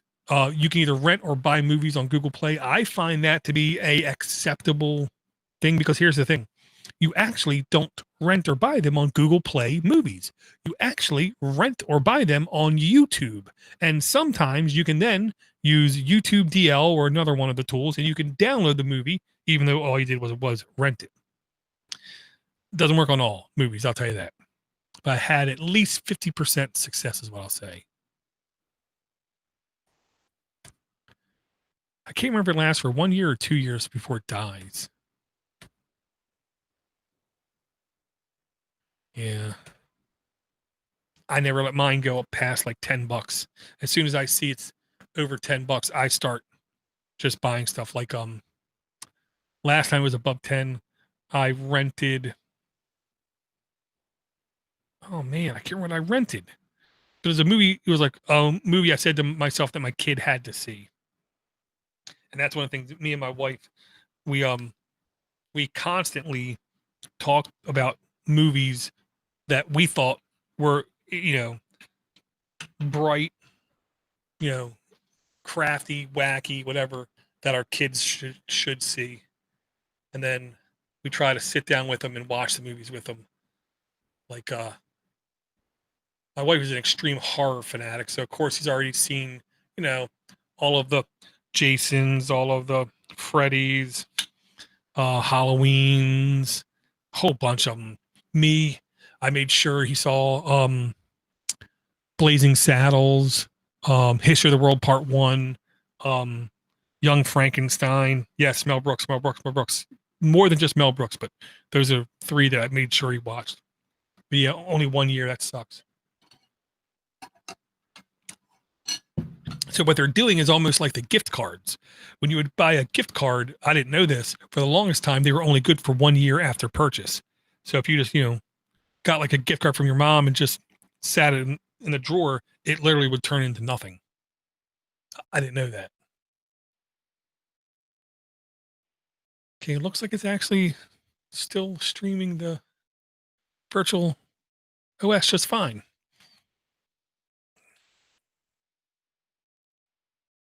See, I don't understand how the whole time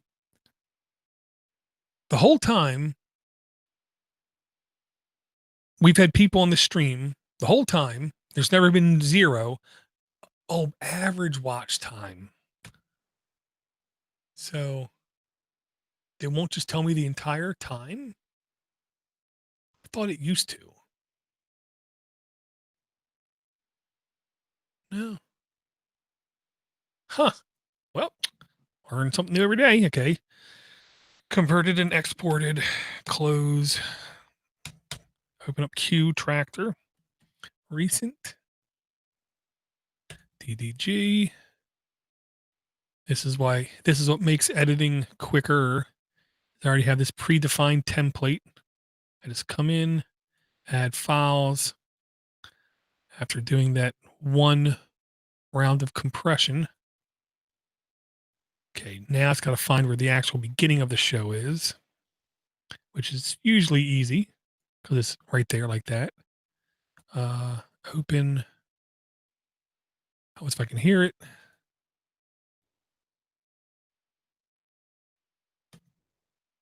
Okay, I'm going to actually cut that because that was a lip smack.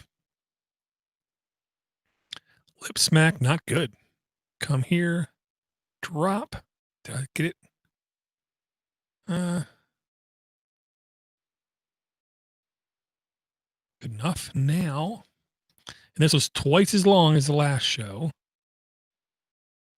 Okay, so put this bumper out here so I can go like this. Now,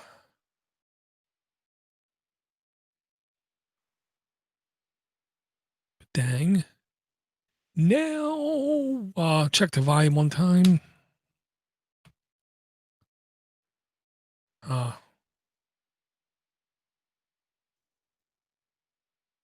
That looks good. Stop, save, track, export the entirety of the track. Bam. So now like 60 to 70% of the editing is done. And that didn't take very long.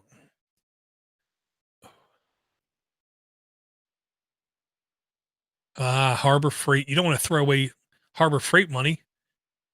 The gift cards don't expire now. Yeah. They did change that. Like now it might be like 3 or 4 years ago. Now you say that, Red, where they changed it to where they basically can't expire at all.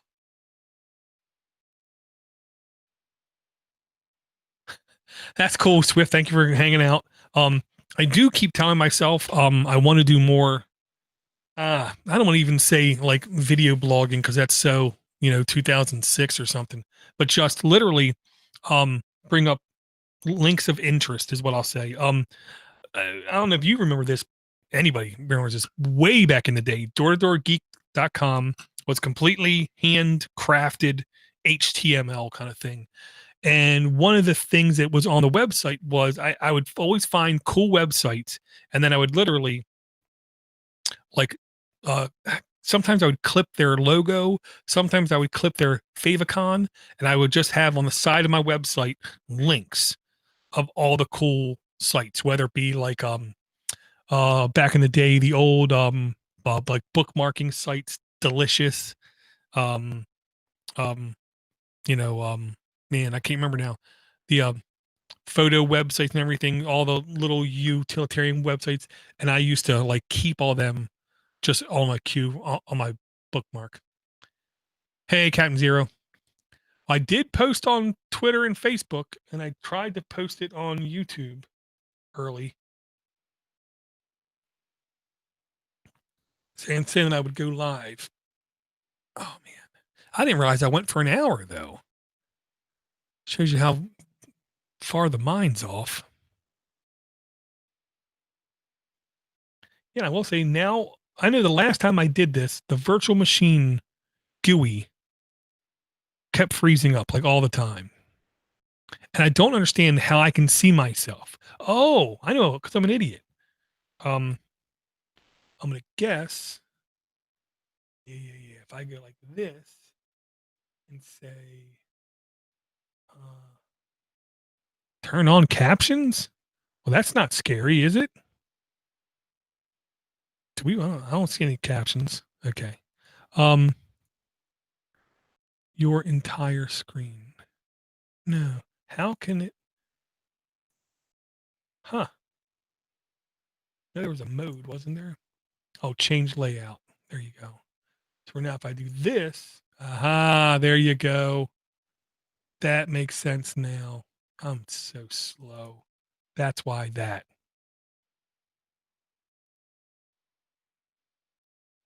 Huh. Okay. Okay, still doing that. So well, I'm going to do this one time. Yeah.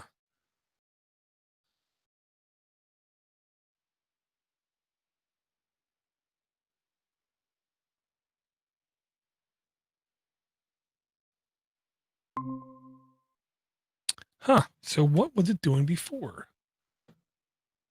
I'm so easily confused. Change layout. It couldn't have been this. Oh, it was that.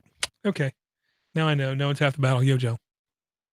I will say this. I'm not hating Google Meet. But I really need to just sit down, install my own solution on a real hardware, and then just host it myself. I tried to host Nextcloud voice video chat on my Pi devices. Not enough juice. Oh yeah, uh laptopcomputerrepair.com, I want to say, was the website. And I still to this day, at least once every like 6 months, get an email saying, "Hey, I paid for this course. Where's the videos?" Dude, Podnutz sold that site off like literally 9 years ago. Where are you living? Because yeah, now it's like a pure garbage website. I want to say actually the last time I looked, I believe it was what's it called, like a link farm. Laptop computer repair.com.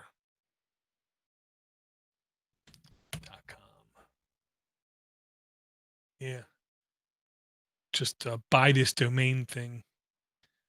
Man, Steve made a really bad choice selling that one off. The guy did not keep it up at all. I am happy to say when he listened to me about the sale of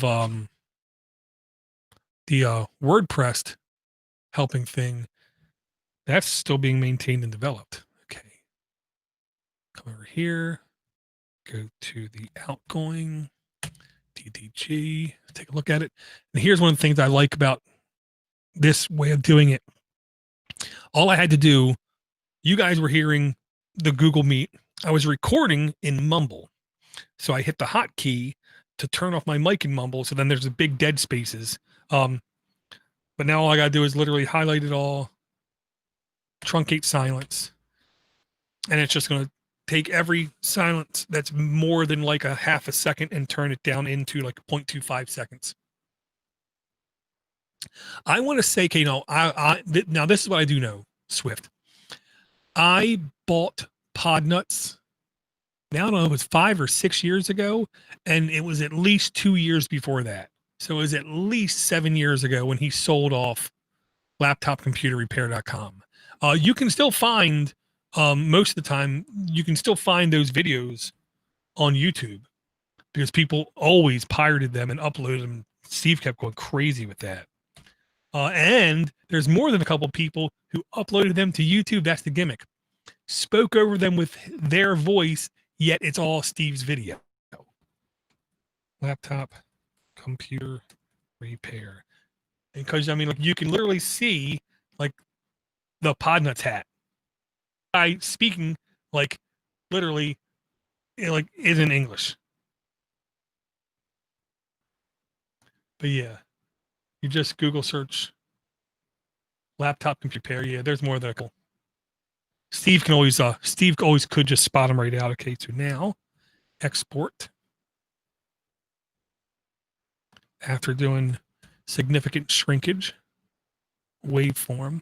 And I will say that truncate silence, when it's a waveform,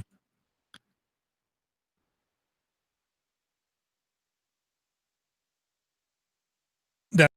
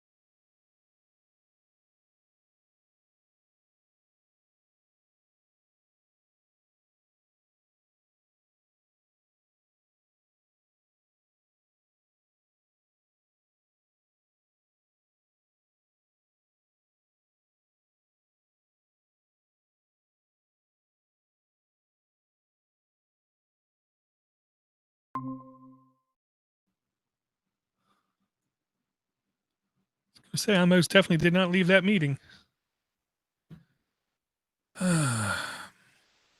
Everything's great. Everything is grand. Nothing's going to break on me ever again. Right? Right. Sure. Keep telling yourself that, Bubs. Okay, so most important part. Yes, we're going to do this one right. Okay. Let's see if I can crash this thing again. Present now. Entire screen, man. Okay. Rename this from old. Open it up. Do not recover. Yes, I said do not recover because I'm doing it manually. Right. Which is fine. Let's see if I can not crash this time. And I will say it only happens with longer stuff. Like last time I did Android App Act, it was literally 2 hours. It crashed like 6 times on me. But it's all in a VM. It's all encapsulated. It's always, I mean, it's hard crashing because the VM is literally just just powering off. But there's no corruption happening from it that I can tell, which is, I'll take that. You know. Oh my goodness. But yeah, the two other podcasts I kept threatening myself I was going to do was now I'll say the closest thing to it is like Tech Meme Ride Home. I don't know if you guys listen to that, where it's basically just like in air quotes tech news of the day. She tries to put it out like 4 or 5 p.m. every day. About doing just a daily link show. Just here are the interesting links I found, not necessarily news is what I'll say. I've always threatened to do like a daily one of those shows, but I never have. The other show I threatened to do was literally going to a website like linuxquestions.org, which is like the old style.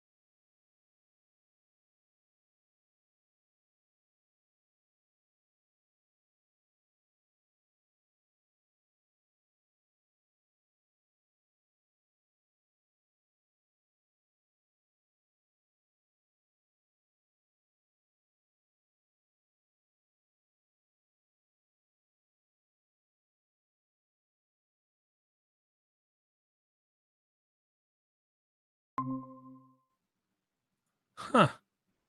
And see, when this first started happening, I literally nuked and paved everything. I went ballistic. But and I will say, yeah, I start to do something hard and heavy in the VM, and the mouse will only move like 1 pixel every 10 seconds. It's almost like I've over devoted resources or something, but I know I didn't. I'm just going to start up the VM and safely shut it down for a change instead of having it crash on me. Settings.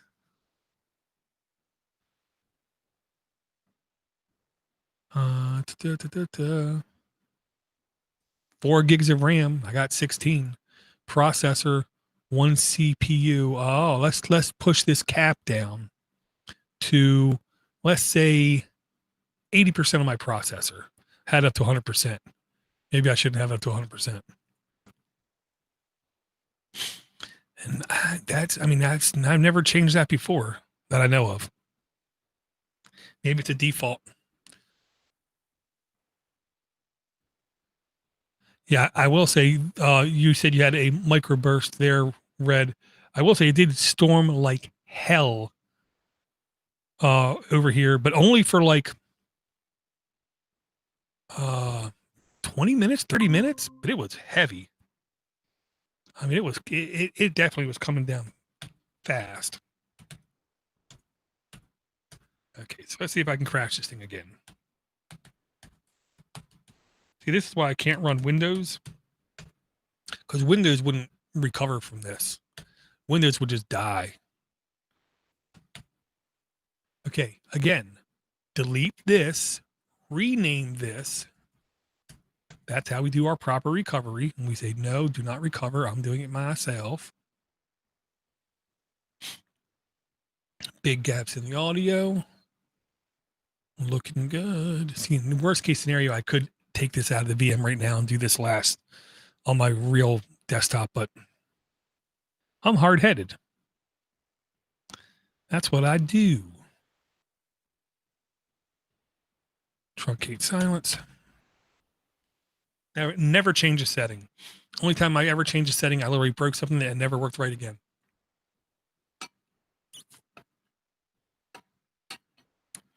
And the best part about this progress meter is it's constantly lying to me. It only ever has to go halfway. So I know it only has about 40 more seconds to go.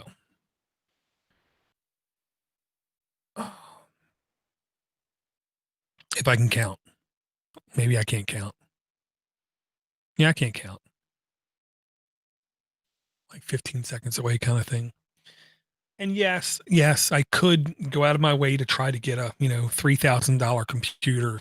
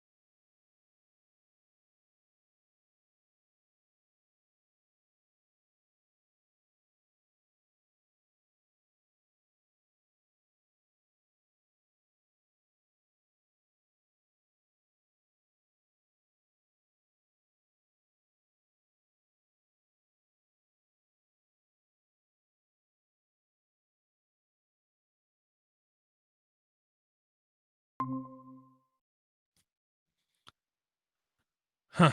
Yeah, that wasn't good. So, and I will say this, I do believe it didn't never started happening until I connected those headphones to the laptop, which makes no sense. Dang. And it was literally at the last second of the truncate silence when it happened, which sucks. So let me see, just literally, it shouldn't change anything. Disconnecting the Bluetooth headphone. It's like the old experiment where they had pellets randomly drop into a food thing, and if the bird was like turning to his left when the food pellet would drop in, the pigeon, the bird would actually believe, well, when I turn left, I get food. So let me turn left some more, which I think is hilarious. That not only are humans susceptible to such mind tricking of themselves, but so are birds. Okay. Last time I'm going to try it in the VM. And I'm not going to screen share just for giggles, see if that has any effect. Which, of course, a good technician will never disconnect the Bluetooth and stop the screen share at the same time. You only do one thing at a time, so you know what's going on. But this should only take 30 seconds now. I did the math right that time. And yeah, I will say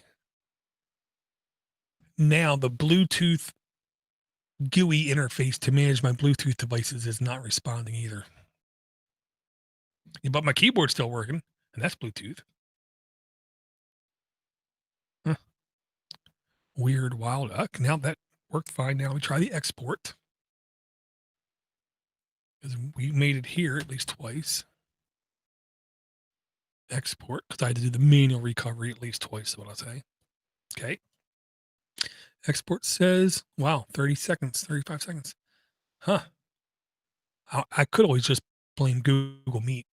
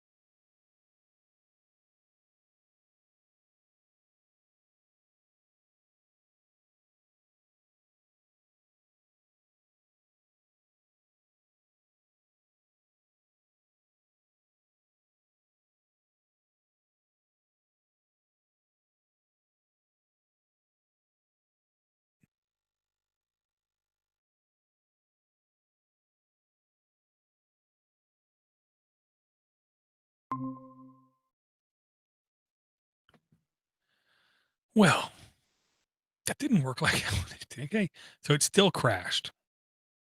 Man, I really don't want to rebuild this VM. Just might have to, though.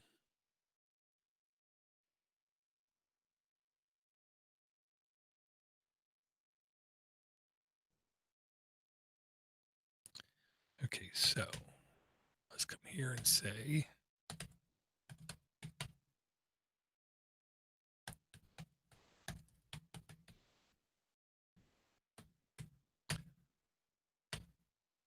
right. So let's first come here and let's just say outgoing.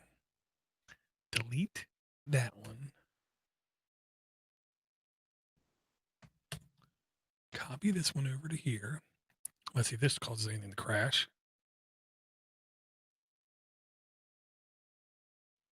Because it might just be like massive disk I/O causing it to crash. I don't know.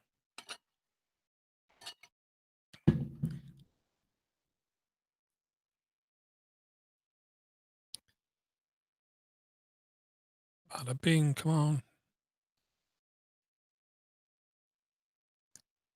Yes. Now I'm going to quit the VM.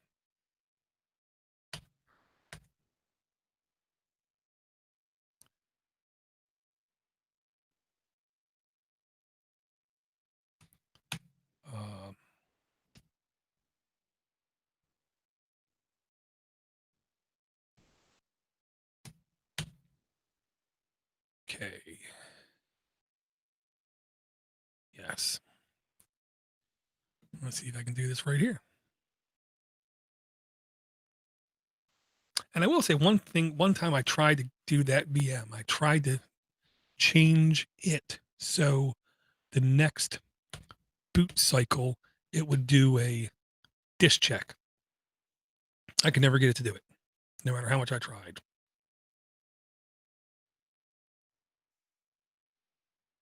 Wow, so I can see in the new Audacity, they fixed the truncate silence progress meter.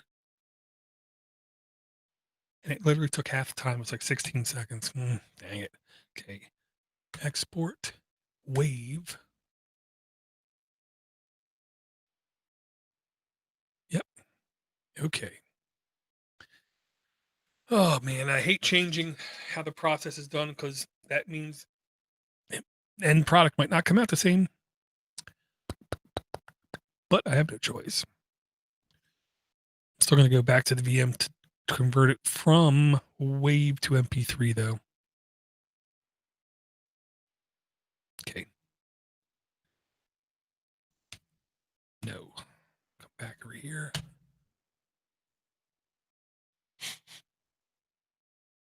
Hell, I don't know if we can even find another copy of Tango Studio. I want to say now that I'm thinking this out loud. Yeah. No. Now it's actually checking the disk. And it like was done way too fast. I mean, it is small, but okay. So now split the window.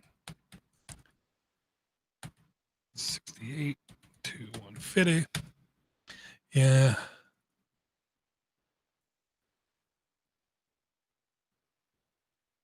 Okay. Come back here to the output. I'm going to overwrite DDG. Good, good, good. Yep. You know, it was only 700 megs. I know I've had easy gig files that I did the conversion to and it worked fine.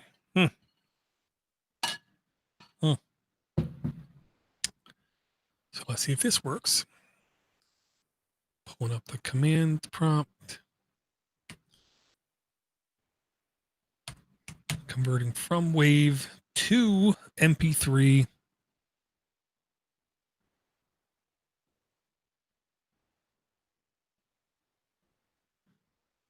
Man, 11:30. Dang.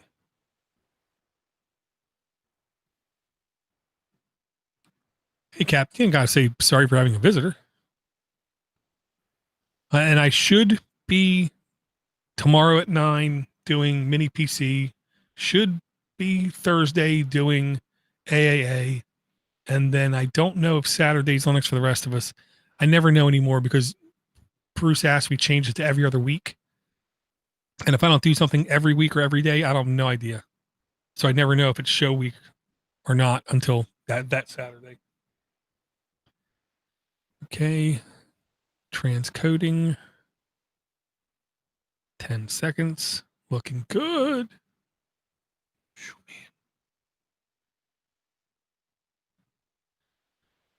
Oh, man. And I don't know how possible it is. And I don't want to know. Don't want to know how plausibly possible it is for someone to develop an autoimmune disease with age. Because that was one of the things that my orthopedist kind of hinted to. He was like, well, you have a kid with an autoimmune disease. Yeah. Well, maybe you should get tested. I'm thinking to myself, I'm 50 years old. And then I remembered he's a doctor. I'm a nerd. I'm going to go with him on this. So I'm like, I got to wait now, I think, till the end of September so I can go back and see my doc. Now, I want to at least, like, wave my hands around and, like, tell him what he said, but I'm going to leave it to him.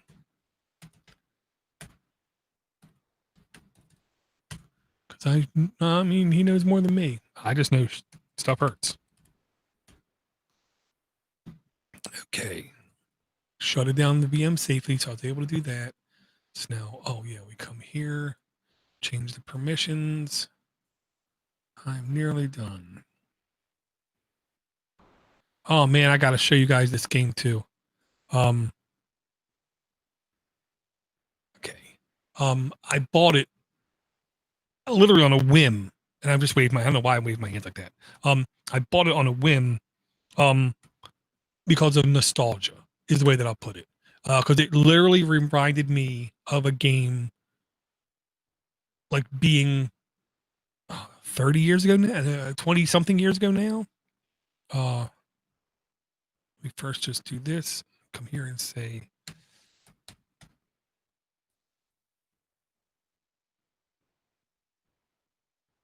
yeah, it's called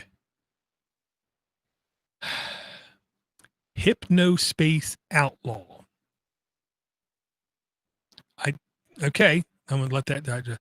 What it basically is a game where you really should have like a keyboard mouse kind of thing to play, but it is available on platforms like the Switch, where you like transport back in time on the internet. That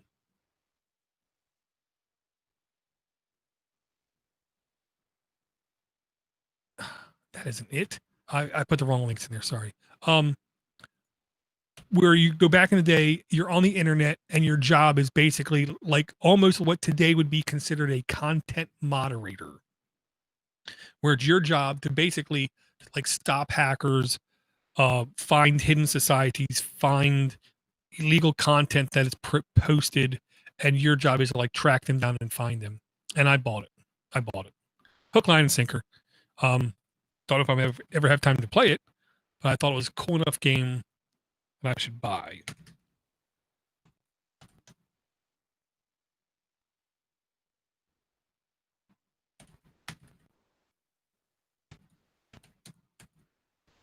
Okay, Control C, Control V. Almost done post production, which I like saying. Episode 42, dude. Comment 0, composer, URL, images. Oh yeah, I got to make sure I get the correct page for the notes. First off, come here. There was a cover thing to do FileZilla bookmarks, but I never got around to doing that one. Public episodes, DDG, first verify, 41, uploading 42. Okay, now there's one more thing. Gotta come here to the dashboard and actually post the show. Yeah, I mean, I'll tell you now, Captain. Ivor is becoming infatuated with Linux, and Josh, I don't want to say he's like an old timer, but he knows some Linux, man. He knows his way around stuff. He knows how to get stuff done on a computer, especially in Linux. Um, and I'm almost afraid that that show is going to start talking too much about Linux because I got Pine Phone. So I'm going to try to I don't want to say curb that, but make sure if we're talking about it, it's like worth talking about. It's value, like actual value added proposition is the word I like to use. Like even Android user listening to the show will think, oh, that's cool. Oh, that's cool. Okay, now.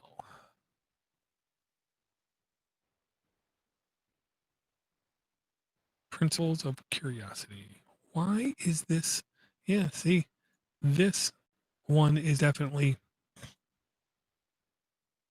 some of these links are in the wrong order. Don't got time. Control C. Load up VS Code. VS Codium. Sorry, not VS Code. It's the closest thing I can find to Notepad++ on Linux. Because I am hooked on the functionality I get out of Notepad++. Okay, so Control H. Find new. 1, 2, 3, 4, 7, 8, 9, 10. Replace. Find tab. Replace. Ba-ding. See, I mean, that kind of simplicity. Oh, so now we go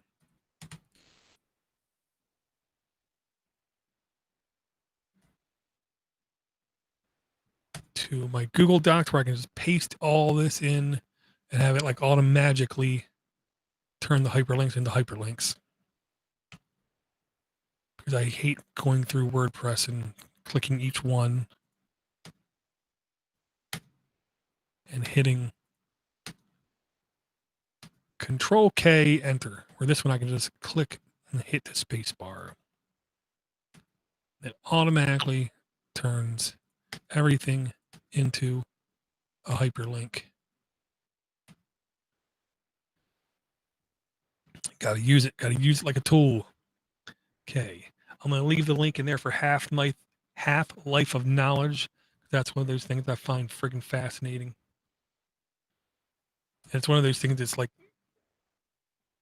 pliable. It's like hard to describe. 2, bang, bang, bang. Publish. Very cool. Pine Phone X. Well, look. Yeah, well, and the reason I'll say no is for that show to be real, then this phone needs to be more accessible by normal people, not just because normal people don't even know it exists. So it needs to be more accessible for them to even find it, know it exists, and it has to be more accessible, easy for them to use. I think that's at least 2 years away. I hate saying it, at least 2 years away from an actual Linux phone being like competitive. Well, on any level, is what I'll say. Okay. Okay. All right, guys, I'm gonna clock off here because I believe there's a kid still upstairs. Which of course I'm shocked because the one sleeps 12 hours a day. Oh, I know, shoot for the niche, but you also need to have some experts too. If I could get some people from Pine who are actually actively doing like development on the software, then I could see doing a show about that.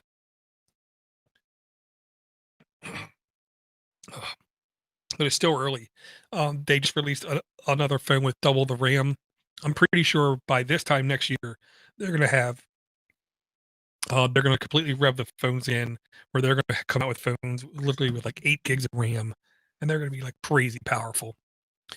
All right, guys, I'm going to clock out of here. Check on the kids. See if the wife's up. Talk to her.